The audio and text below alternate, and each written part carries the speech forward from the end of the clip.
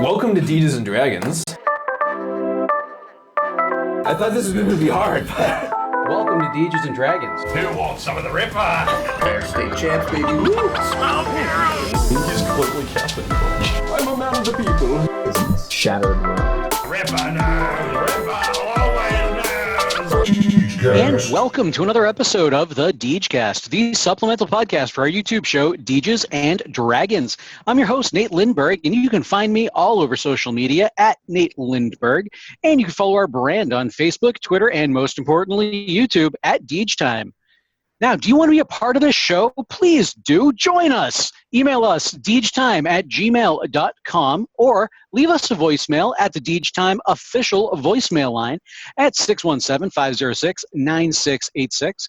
Again, that's 617-506-9686. We'll answer your questions, read your comments, and respond right here next week. Now, Harry Truman, Doris Day, Red China, Johnny Ray. I don't know if our veteran RPG and permanent member of our player panel may know exactly what I was just talking about, but I can almost be sure that he indeed was the one who started the fire. Tony Shermuxness. I absolutely started the. No, it was started way before I got here. What am I talking about? What? But did it really? That is the question. Started. Yeah, it's been burning since the world's been turning. The world's been turning. You know, yeah. I think you might be right.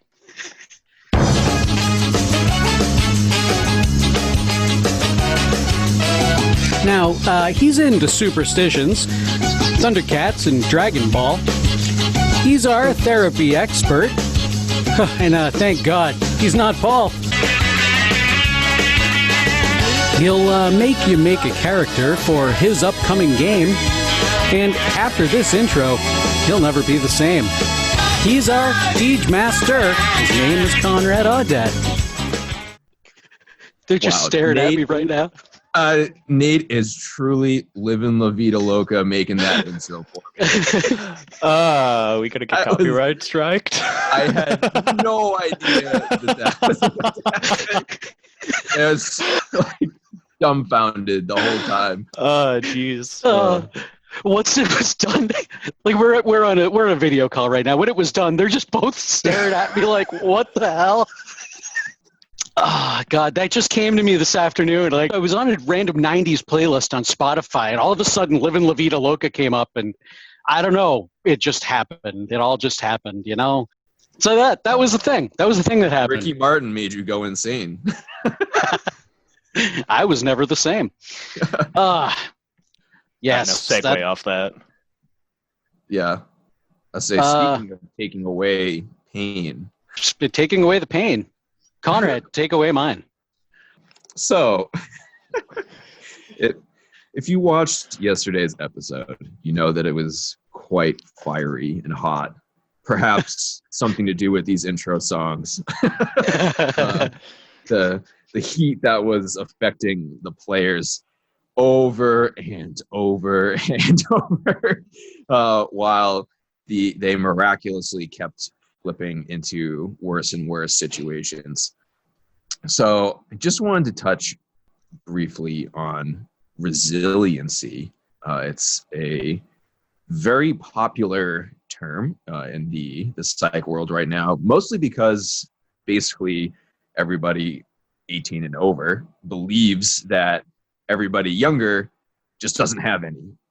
And if you look at, the psychological studies like evaluating this, then basically there's all the different ones show that all humans have the capacity for resiliency.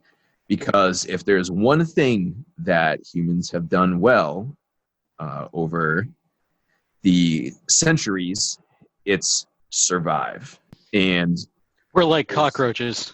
Yeah, I mean, all sorts of bad things have happened, and even just starting out, low muscle mass and not particularly fast and all of these things, but we made it, and those... It's all about the opposable thumbs. Yeah, yeah, that's right. Right? Those opposable thumbs led to, adaptation and survival. And psychologists today believe that we still possess that same capacity for overcoming whatever is thrown at us.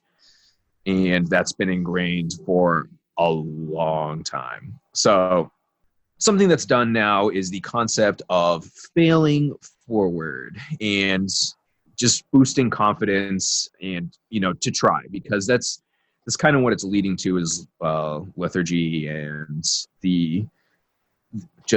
I'm not even going to bother with that. And that's just sad.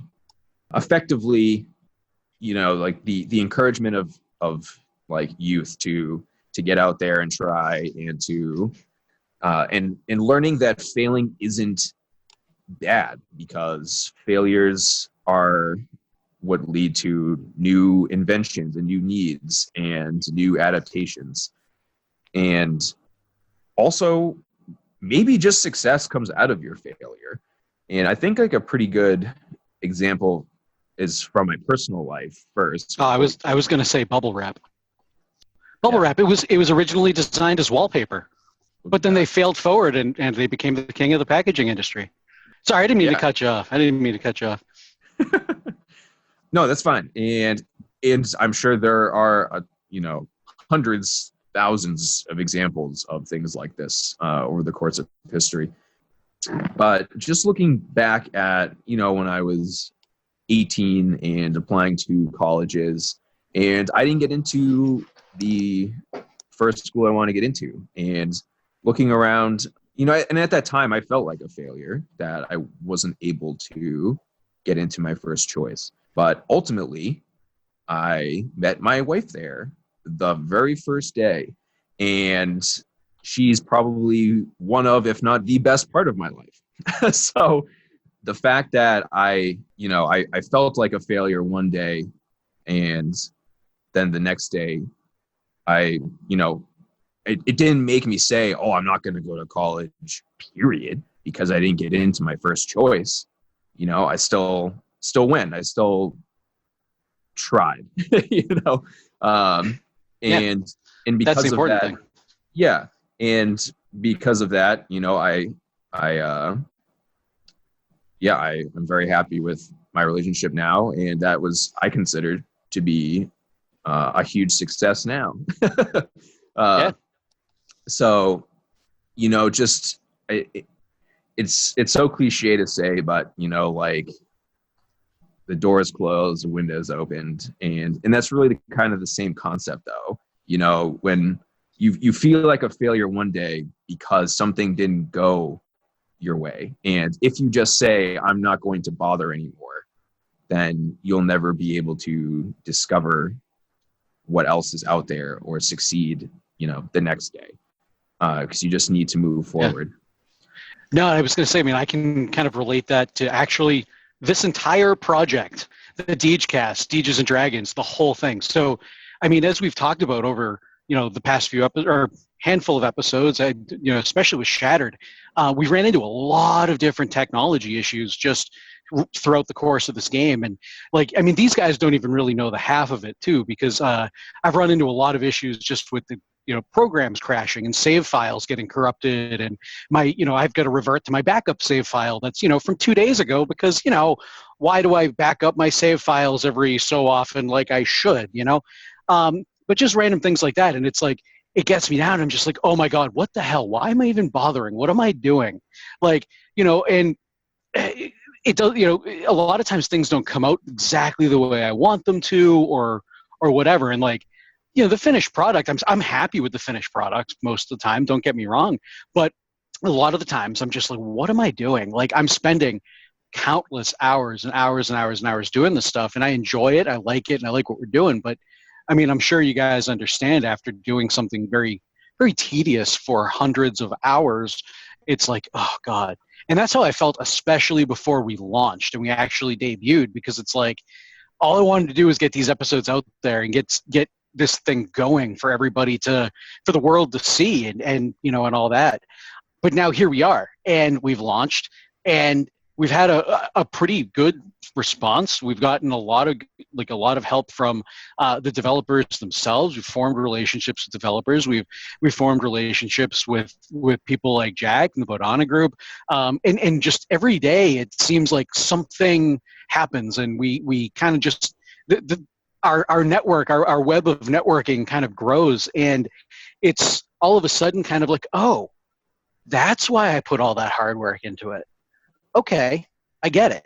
And like, we're still putting a lot of work into this. Don't get me wrong. It wasn't just we put in a whole bunch of work right to get this going, but it's at a point now where I'm kind of starting to see the benefit of all these hours of The fruits. yes, the fruits of my labor, of our labor. So yeah, no, I kind of just another example of what you were kind of talking about. Yeah. And kind For of sure, yeah. sidebarring is well, I mean, obviously, we focus on the psychology and the tabletop stuff, but another medium that I myself, and I know both Nate and Conrad are also very attuned to, are video games. And some of my favorite types of video games are very fail forward friendly. Like my favorite series above all else right now are the Dark Souls series. I love those games. I'm also personally a huge fan of roguelike games, which are notorious for permadeath. You have your one character, you go as far as you can, you die, you have to start over. And those games are just super appealing to me because I just love the aspect of learning from my mistakes. It's like, well, I died, and this is the reason I died, so if I don't do X, Y, and Z again, hopefully I won't die there again. And just that learning process, because when I first played Dark Souls, I hated it, as I'm sure like 99% of the people who played Dark Souls at least once contest. But the more I the more I played, the more I started figuring things out. It just ended up being one of probably the most rewarding video games experiences I've had in like the last decade. All three of the games. The Dark Souls games. I haven't played Demon Souls yet until the remaster comes out. But yeah, and but that's just I guess another aspect of kind of that fail forward mentality. It's funny that you bring that exact example up because actually in our Shattered wrap up, I edited out about 5 minutes of me rambling about Dark Souls. It didn't actually make the final cut, but it was essentially kind of talking about that exact same thing. And I am one of those people that hate Dark Souls. Hate it with the passion. Tony is one of those people that have been trying to get me to play it, and I'm not gonna go as long as I did in the Shattered wrap up that I cut. But our buddy Alex finally convinced me to get it. It was on sale on the PS4 network, Dark Souls 3. So whatever. And so we jump on a voice chat, and he's kind of walking me through some stuff, doing screen share and whatever, and then finally, like, we're able to do multiplayer, and he's helping me out a little bit. But he's not helping me out to the point of, like, walking me through the game. He's letting me figure things out on my own. He's watching me die and, things like that. But he was... Sicko. I know, No, right? I understand where he's coming from. Like my buddy Mitch, who both Conrad and Nate know, got Dark Souls. I'm sure Mitch'll ages make ago. his way onto the show at some point. Oh, sure, I'm sure. But yeah, it was taking him through Dark Souls 1. It was the same thing. It's like, well, I know where all the traps are. I know where all the pitfalls are going to be. I'm just going to sit in the background and watch him discover all the things that I discovered in the way I discovered them, and then just be like, wasn't that fun? Yep. And that was exactly what Alex was doing. And but essentially, I get into all that to say that, like, now I still hate Dark Souls, but after I beat the first boss, after dying, it was just so rewarding to finally get past it. And I'm like, oh my God, okay, I understand it now. I get it. It's still not my type of game. I haven't gone back to it since, I'll be honest, but I now don't lament Dark Souls like I used to, and I definitely give it its place in video game history, Yeah, and the reason that we had talked about Dark Souls was in the wrap up was that positive feelings are magnified by negative feelings. So, like in a fear scenario, which was what we were talking about at the time. It was fear. But in this case, the negative feelings of failing, it would be, the exact same concept. Like you build up those negative feelings like, oh, like I'm no good and I failed and everything. But then when you actually achieve that success, the positive feelings are just that much greater than if something you did just came to you instantly. Yeah, no, exactly. So examples. So obviously in this episode itself, there was just so much getting burnt figuratively, failure. but it certainly felt literally. Yeah, so much failure. I remember sitting there just going, is this fight ever going to end? Is it ever going to end? And it certainly led to some funny moments. Like what stands out to me is Kodai, who's 70 pounds and getting ancient. hurled through the getting Oni. hurled through the air like head first with this giant beetle horn helmet. So that was pretty funny. Personally, one of probably my most memorable negative experience in Dungeons and Dragons. I was playing this tower scenario by Jonas, who was in one of the players in Shattered. Mors Glacius. And at the time, we did so much homebrew, and so he had built this world where just you have no idea what to expect is next. And so I picked up this pet cat, and at some point I found this like magical bell that it's like, oh, that'll make a great collar for him, and I put it on him. He has the cat turn into a lion, and I'm like, what? Like, and at the time that was like right when I first started playing too. So I was like, man, he's such a genius, like thinking up all of this stuff in advance. But it has since dawned on me that he just thinks of stuff on the fly like that. But anyway, so I grew really attached to this pet lion because I mean, who doesn't want like a pet lion who just defends you to the death? And unfortunately, that's what happened.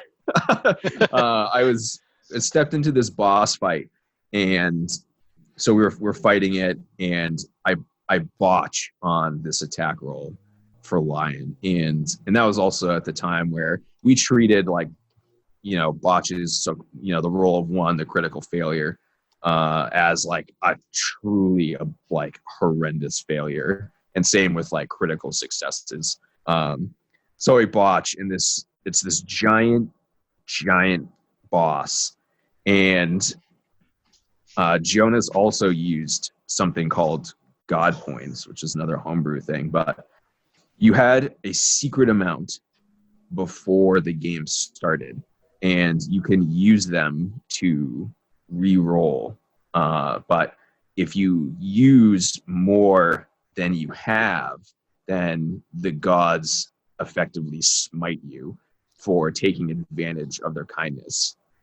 So all right, I was like, oh, lion botching, like no, like there's I can't handle the consequences of him going up against this giant boss. I'm going to use a god point.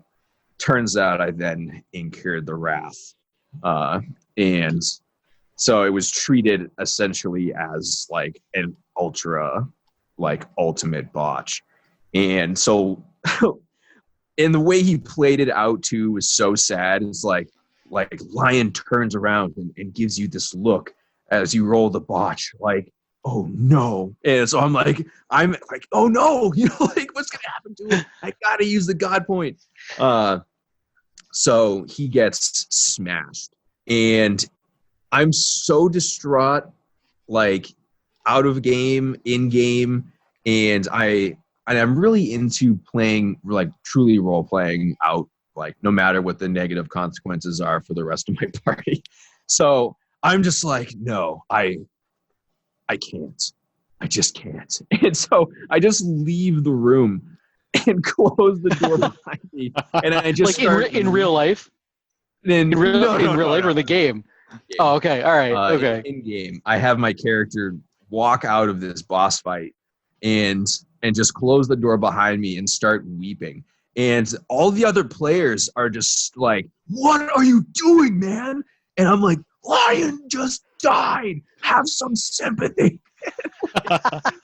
And so it just totally changed my character, and it made me more cautious, and it really was just overall a learning experience for me with role playing, and just how it can affect you going forward and how it affects the narrative, because it really changed the entire dynamic of our group.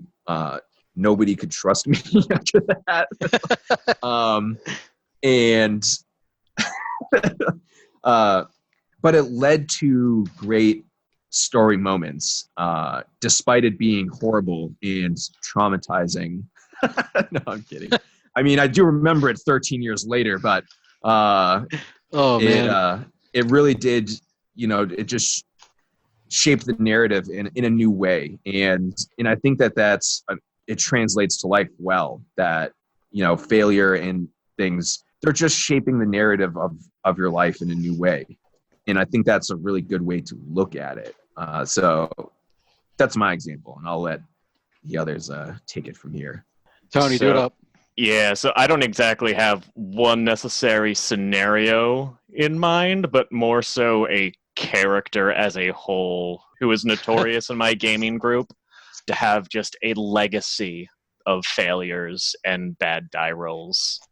So I had made this character being introduced to an already existing D&D campaign, and it was right around the time I started gaming with my now current gaming group. So I just met most of all of these people. I was only really familiar with one of the people at the table. And this group also really liked building parties as a well-oiled unit. So they like having, a martial character, an arcane divine caster, a skill monkey, all those fun stuff. Mm-hmm. And they didn't have a healer. And Conrad and Nate can tell you, I bloody hate playing healers in everything. Yes, you do. So usually whenever I get stuck playing the healer in my my gaming group, I do something stupid to entertain myself while I'm playing, usually to the detriment of my party. But in this case, I hadn't started doing that yet, but I still didn't want to play a healer. So I think we were playing high enough level that I could take leadership. So I just had a little healer, a pocket healer, follow us around. But I wanted to play a mind blade, which is a psionic race, and it was pretty much making psychic weapons with your mind, which was in my mind awesome. It's like, oh, well, I can make a lightsaber with my mind. Sign me up. Let's do this. That character died literally like every session because of bad die rolls and good die rolls on the side of my enemies, to the point where after we had progressed in the story quite a bit, I was reading more into psionics because it was the first time I'd really looked into any of that in the D&D spectrum. And I found a prestige class called the Illumined Soul, which is a psionic prestige class that pretty much gives you a super strong connection with the plane of positive energy. And its capstone ability, I think it's only a 5-level prestige class. I can't remember. It's been years. But its capstone ability gives you a one-time ability per day. If you die, you come back. So that ability got used every session because I continued to die after that point. But we also used it to our benefit. Like my buddy Alan, who was also playing a psionic character rather, when he killed things, he got power points, which is pretty much the psionic version of spells per day for all intents and purposes. And we were in a super stressful situation. He needed like 3 or 4 power points to do something so we wouldn't all die. So I'm like, well, I'm pretty low health because, I just, bad die rolls. I'm pretty beat up. Kill me, get your power points, and we'll do the thing. And that's exactly what happened. He slew me with his rapier. He got his power points, and I came back. And my dungeon master at the time, Dan, my now roommate, you guys will meet Dan in the Miracle playthrough. He's one of the characters who played. and I wasn't able to attend a session. So he was playing my character for me. And apparently in that one session, like natural 20s all night, like I was avoiding every trap with, beautiful grace. That was the one session I didn't have to come back from dying. But yeah, so my character, my Mind Blade from my old 3.5 game just has a legacy of failure, and he's just notorious. And when we brought that game back into Pathfinder, I rebuilt that character and accidentally made him unkillable to the point where my dungeon master has to roll a 20 to hit me, and then he probably won't crit me. He has effectively 600 hit points. It's dumb. I don't know how I did it, but he's unkillable. AC of 70 something. It's stupid. That's incredible. That's incredible. 70 something. Yeah, Wow. yeah, no, and the best part is it could be higher, but I don't want to mess up the narrative of the story and take a cleric level to just cheese my character even more. I could get it into the 90s, but I won't for Dan's sanity. Wow. That's amazing. It's amazing. So I don't remember how this came to be. If it was bad dice rolls or what. But when Torin needed to go to the meat grinder, Conrad, do you remember? I remember bits and pieces of how. So I had a dwarven rogue by the name of Torin, and it was really the first time I was playing an RPG, and I just remember kind of doing whatever the hell I felt like doing. I didn't really care about the rest of the party. I'm just I'm gonna have fun with this, right? But yeah, I just kind of didn't grasp the whole concept of the group thing. And I remember I snuck off from the group at one point, and I overheard something from. Oh God, I'm butchering it, Conrad. I know you know. It's the violin player or something. So, it's okay. Neither one of us remember. I What do was remember it. I do remember what happened. It's somewhat adult themed. Somewhat, yes. I mean, even the meat grinder itself. I mean, what preceded its use is, but essentially, it was this party at a castle. So Torin was one of the only dwarves there, and there was this other dwarf woman who was there, and he was like, "Oh, I'm gonna go, charm her or whatever." And so he goes into this other room with her alone and charisma checks, and just totally butchers those. So it gets to the point where she's super creeped out by him. And he's like, "No, you don't understand." And he's trying to still talk to her, but he grabs her, and she's like, "What are you doing?" And so then she ends up unconscious and with a head wound and bleeding out after an accident. It was an accident. He didn't just straight up be like, "Whoa," and then club her. Yeah, and I think those are the dice rolls I'm talking about, right? Yeah, it was a series of bad rolls that led to her bad rolls. Unconscious with a bloody head wound on the ground. And the band witnessed this. Oh, no. The band didn't witness it. It was still just isolated. And then he was like, "Oh, I gotta get rid of the body." And that's when she got put into the meat grinder in the bathroom. And then I'm like, you look outside the window, and the violin player is just standing there staring at you as she's going through this meat grinder. And from there, I started doing some homebrew checks to see if Torin liked the experience, which turns out, according to the dice, he did. A lot. Okay, we'll leave it at that. So then at some point he also had this magic weapon or magic hat, the dragon toe hat or whatever. It was a dragon's toe that was made into a magical hat, and it allowed him to comprehend every single language. But whenever he heard a new language, he had to make a sanity roll.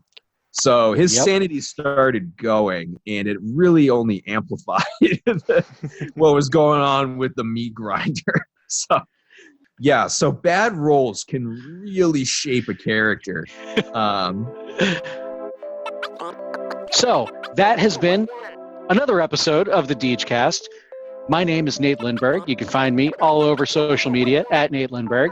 And again, you can find our brand on social media, YouTube especially. That's the most important one, folks, at Degetime. That's DEGETIME.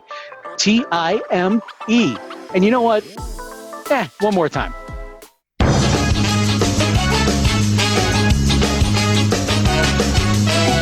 Now, he's into superstitions, Thundercats, and Dragon Ball. He's our therapy expert. And thank God, he's not Paul. He'll make you make a character for his upcoming game. And after this intro, he'll never be the same. He's our Dege Master. His name is Conrad Audet. All right, guys, that has been another episode of the Degecast, and we will see you next week. Bye now.